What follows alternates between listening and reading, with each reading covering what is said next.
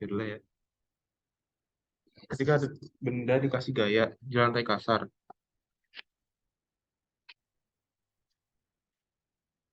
misalkan bendanya 1 kilogram deh, G-nya ambil 10 aja. Terus mu S-nya katakanlah 0,4 gitu. Maka dia ada bekerja gaya gesek statis dong awalnya, sebelum benda bergerak. Kalau gaya gaya luarnya itu 1 Newton, besar gaya gesek statisnya berapa? Kan kalau mu S kali N, itu besarnya 4 Newton kan. Kalau gaya luarnya 1 Newton, apakah gaya geseknya 1 Newton juga atau malah 4 Newton gitu? Menurut kalian gimana? Kan misalnya ada benda masanya 1 kilo, ditaruh di lantai kasar, koefisien geseknya 0,4, dikasih gaya luar 1 Newton. Mu S kali N sendiri kan besarnya 4 Newton. Nah, kan bendanya belum bergerak kan.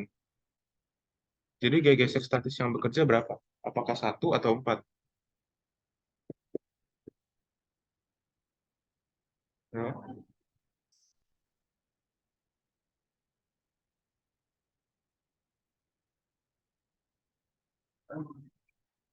1.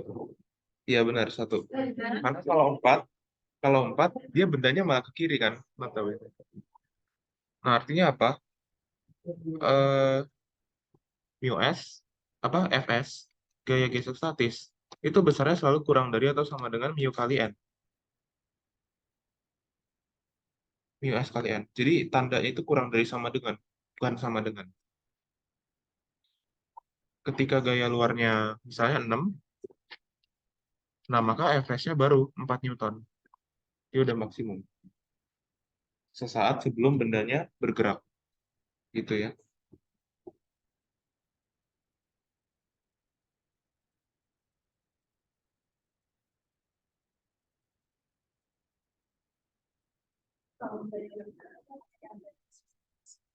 Iya, yang kinetis. Iya. Iya. Nah, kecuali kalau gerak menggelinding tanpa slip. Soalnya kan di bawah kecepatannya itu nol. Berarti bendanya itu seolah seolah diam terhadap lantai. Makanya yang bekerja gaya gesek statis kalau dia tanpa slip.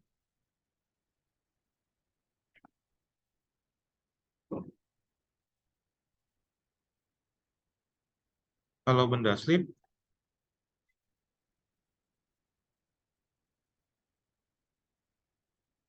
itu kan V tidak sama dengan omega kali R. Artinya kecepatan di titik kontak tidak nol.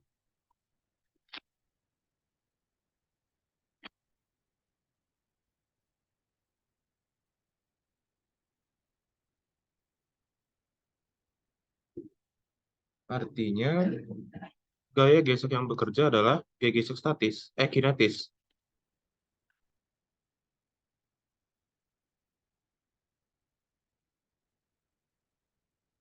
Nah,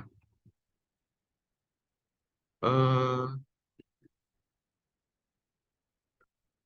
pertanyaannya adalah kemana arah gaya gesek kinetis gitu.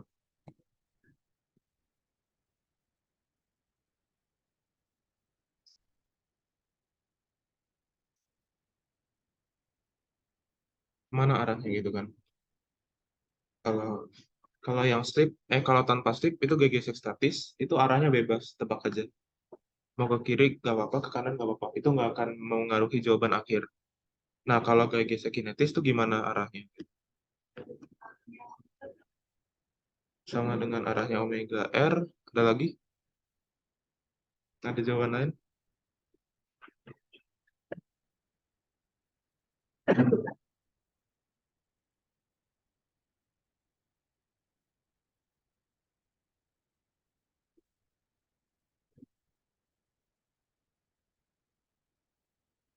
Oke, jadi gini.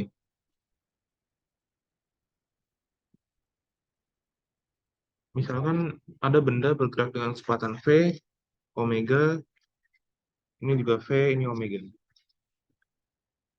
Nah, misalkan di sini eh, V-nya itu lebih kecil deh dari omega R. Artinya apa? Yang di sini V-nya ke sana, tapi dia dilawan sama omega R yang lebih arahnya ke kiri.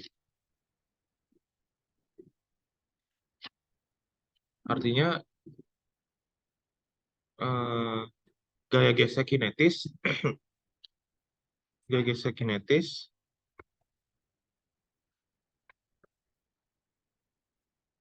berusaha menghilangkan slip, berusaha membuat benda tidak slip gitu,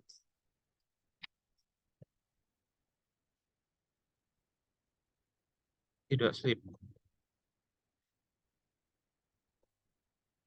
Nah, gimana supaya dia nggak slip? Ya, artinya V-nya harus ditambah, omega-nya harus dikurangin.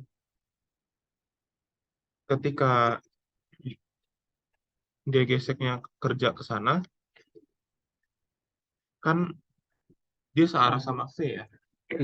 Jadi V-nya makin lama makin nambah. Tapi gaya gesek di sini bakal ngasih torsi ke sana. Akibatnya omega makin lama makin berkurang. Jadi V ini bakal naik terus, omega ini bakal turun terus. Lama-lama dia bakal jadi nggak slip gitu. Nah, gimana kalau V-nya menang lawan omega R?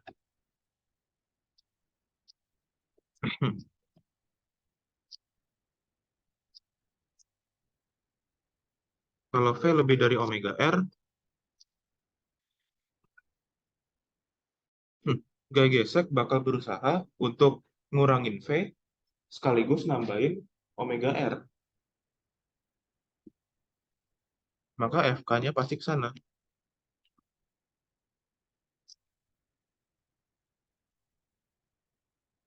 Karena kan lama-lama V-nya itu berlawanan arah sama gaya gesek, V-nya makin lama makin turun, tapi omeganya makin lama makin naik.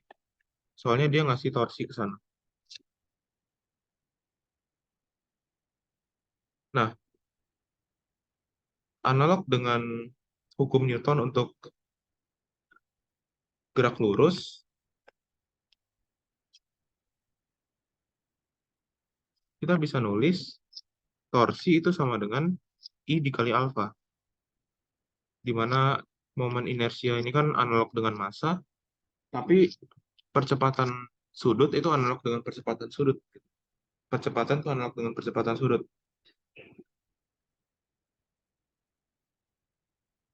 Ya, jadi untuk rotasi ada bentuk yang sama juga. Eh,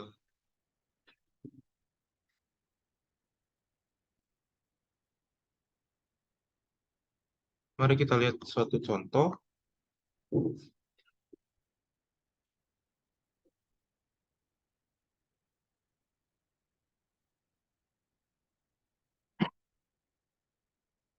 Jadi silinder ada di lantai kasar.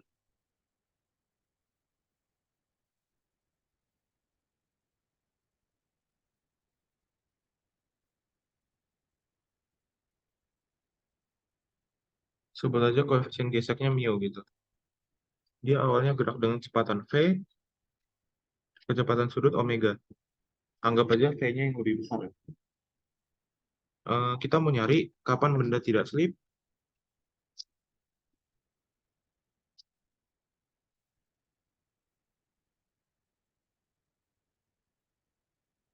berapa kecepatan pusat massa, nol omega nol.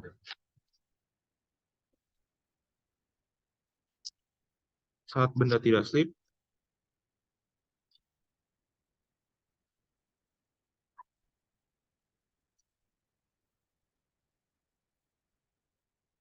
terus berapa jarak yang ditempuh benda.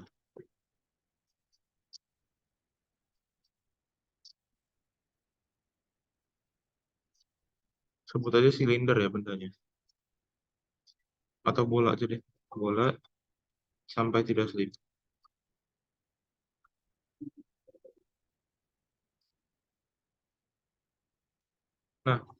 Sebut aja bolanya 2/5 aja deh. Oke, mari kita kerjain.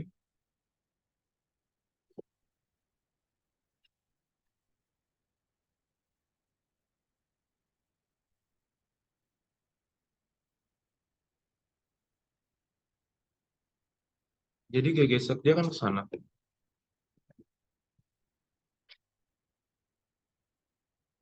Maka persamaan gayanya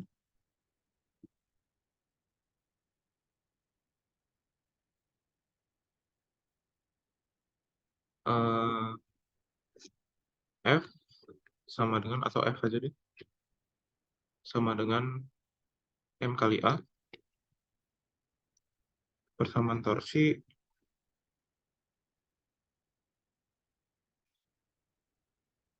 sama dengan I kali alfa.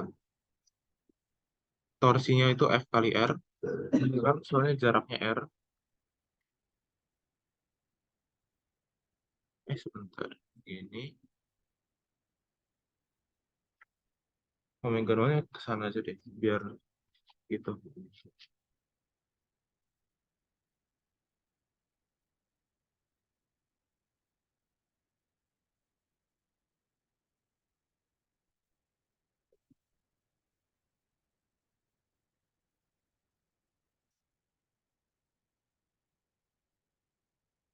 Sebentar. Kalau omega nol ke sana, oh ya nggak apa-apa deh, ke sana aja. Jadi V-nya nambah pelan, omeganya nambah cepat deh. 2/5 mr kuadrat kali alfa.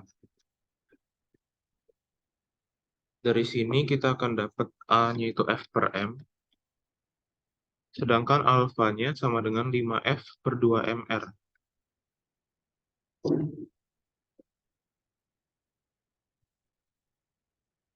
Saat benda tidak slip,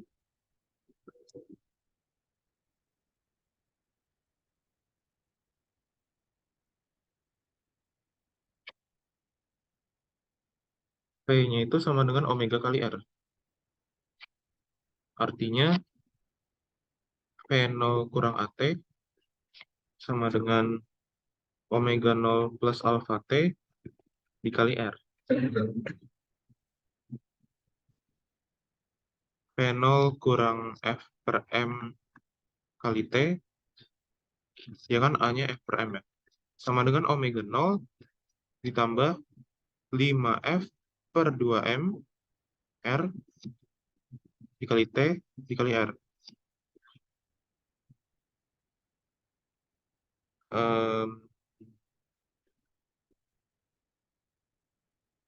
oh ya, F-nya mu mg ya.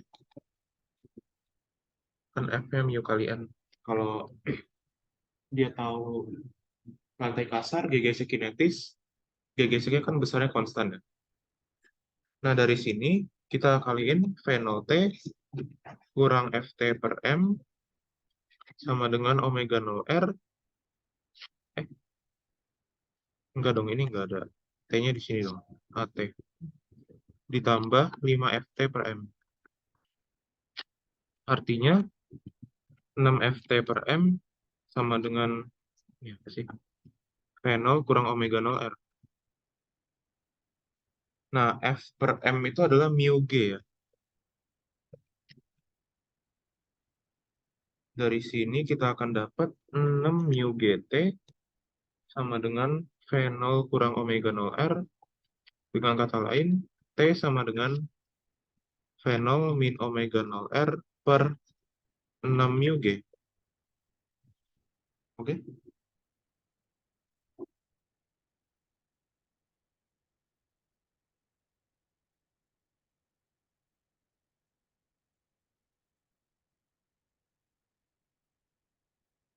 Nah, terus pertanyaan kedua, berapa kecepatan pusat massa saat benda tidak slip? Ya udah, V sama dengan V0 min AT, V0 kurang A-nya itu adalah mu G, F per M kan, dikali T. V0 min omega 0R per 6 mu G.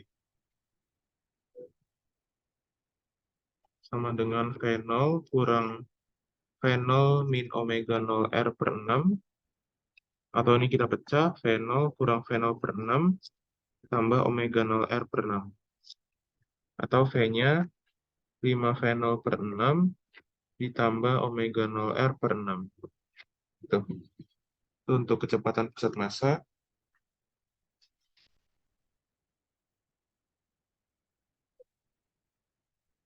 Nah, terus untuk jarak tempuhnya, jarak yang tempuh kita pakai aja V kuadrat sama dengan V0 kuadrat min 2AS.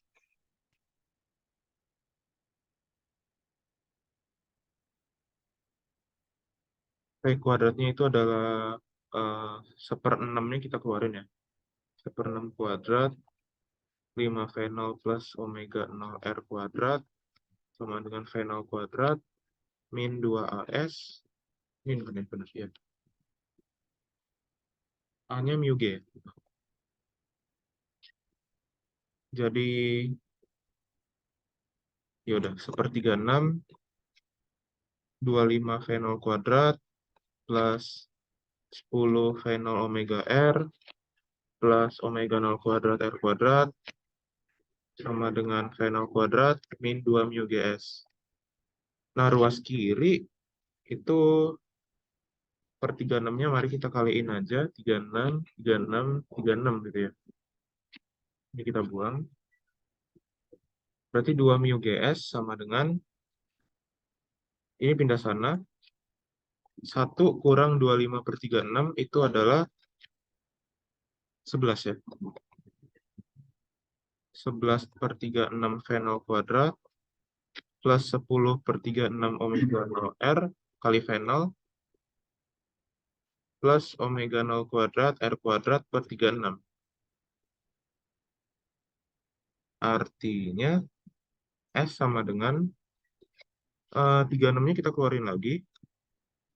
Bagi 2 jadi 1/72 mu G. V0 kuadrat. 11 ya. 11 V0 kuadrat.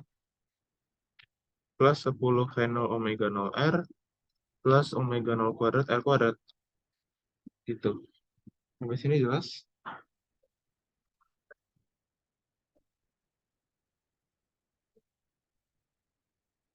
Kenapa?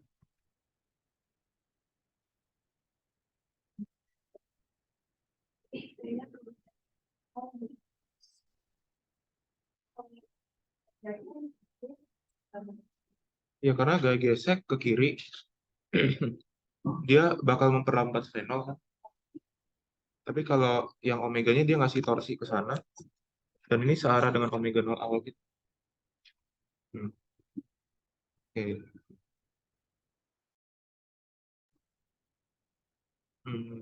Apa lagi ya?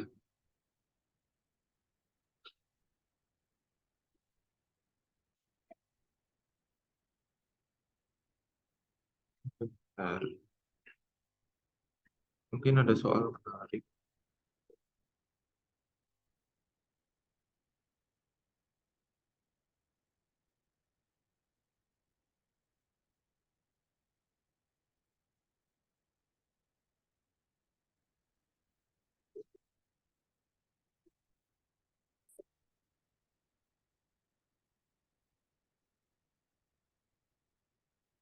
Jadi,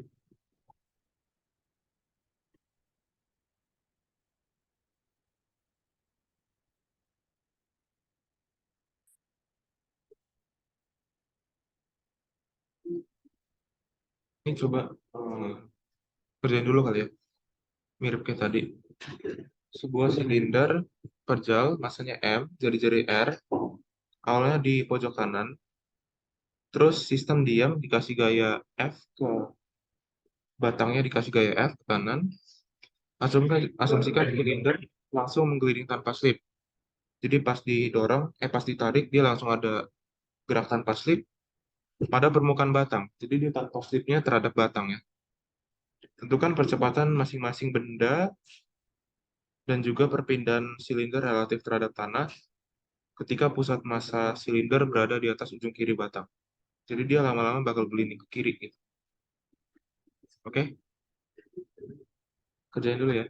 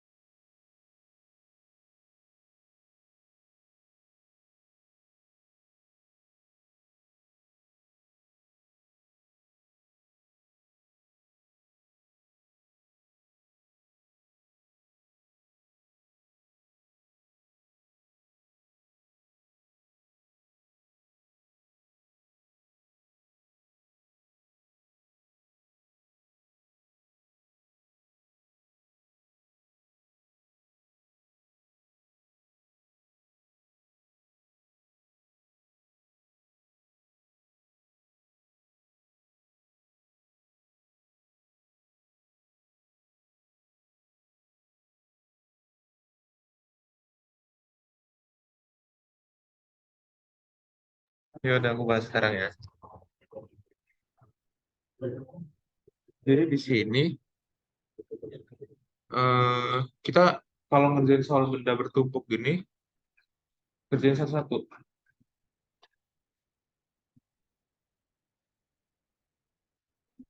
Jadi kalau benda ditumpuk, kalian gambarnya jangan numpuk.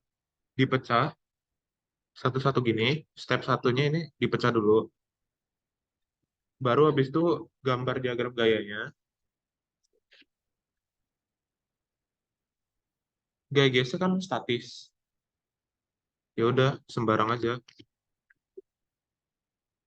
Tapi kalau ini ke kanan, ini harus ke kiri.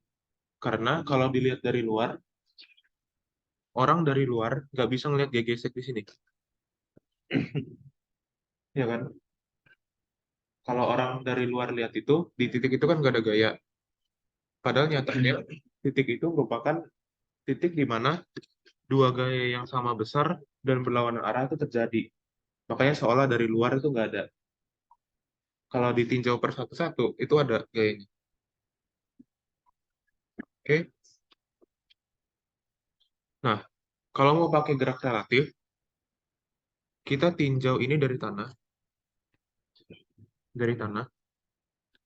dan yang ini dari batang.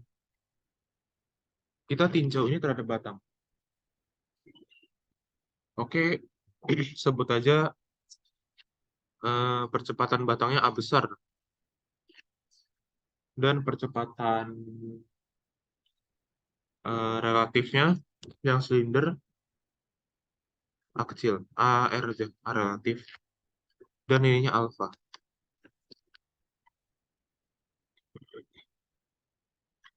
Nah, dari sini kita bisa dapat kalau ininya ke kanannya benar. F besar kurang F kecil sama dengan MA, ya kan?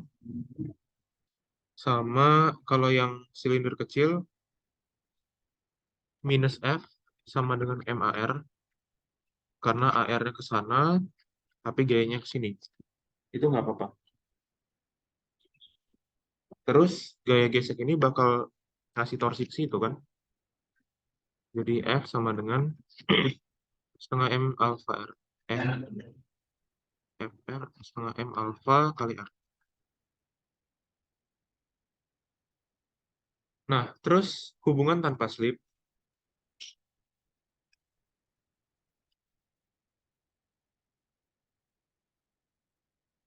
karena dia tidak bergerak, tidak slip terhadap batangnya, maka AR itu harus sama dengan alfa kali R. Jadi di sini ada AR, di sini ada alfa kali R ke sana.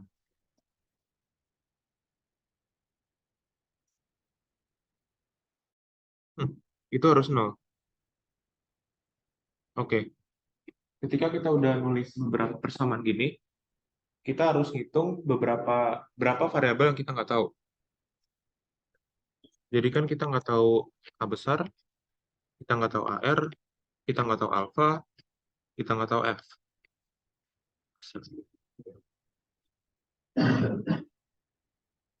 Kita nggak tahu empat variabel, kita punya empat persamaan, ya udah selesain aja. Ini masuk sini, dapat F sama dengan setengah MAR.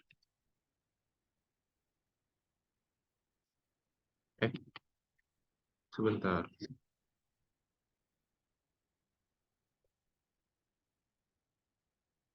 R kurang alfa R,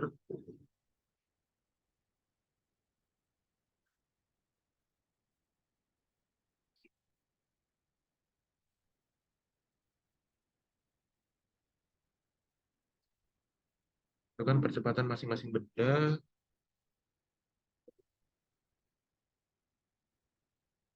Oh, sorry, ada kurang. Kalau kalau dilihat dari batang, maka ada gaya luar lagi ya. Ada gaya MA ke sini. Gaya fiktif namanya.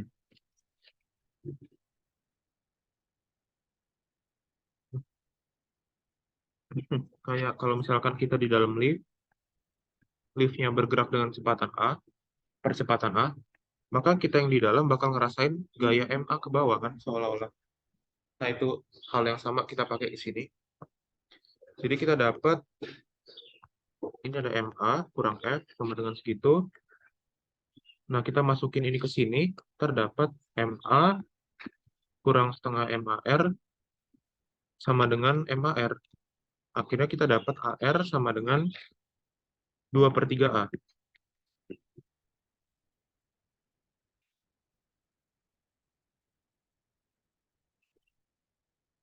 Oke. Nah, berarti F-nya sama dengan setengah M kali 2/3 A sama dengan 1/3 MA. Kita masukin ke persamaan ini, dapat F besar kurang 1/3 MA sama dengan MA, terdapat A-nya adalah 3F/4M.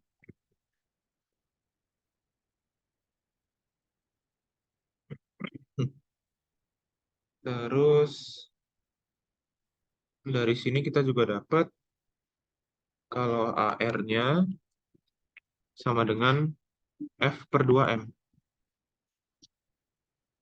Dengan kata lain, percepatan masing-masing benda, udah ya, perpindahan silinder relatif terhadap tanah ketika pusat massa silinder berada di ujung kiri batang. Nah, berarti eh, terhadap tanah ya. Kita harus cari percepatan silinder relatif terhadap tanah. Ini kan percepatan silinder relatif terhadap batang. Berarti kalau percepatan silinder relatif terhadap tanah, ya dikurang. A sama dengan A dikurang AR. Jadinya F/4M.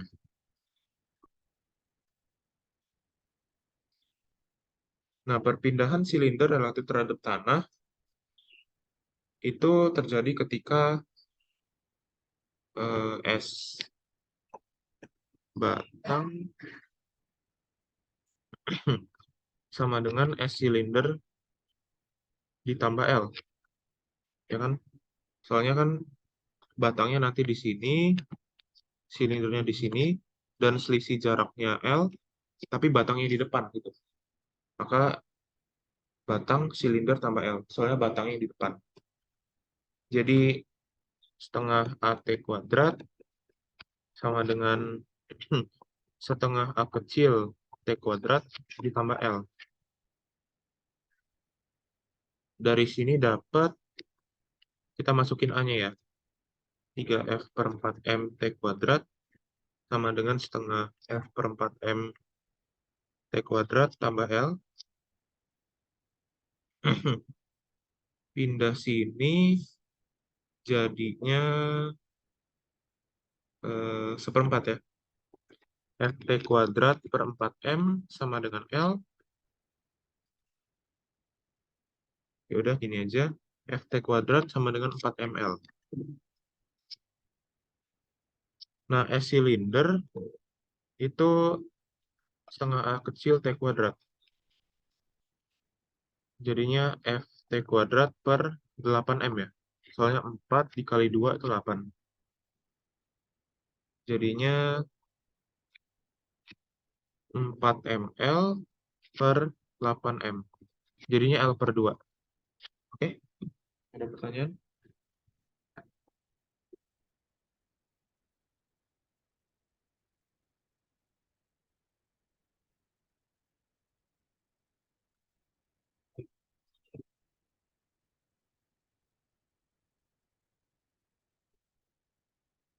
Gimana?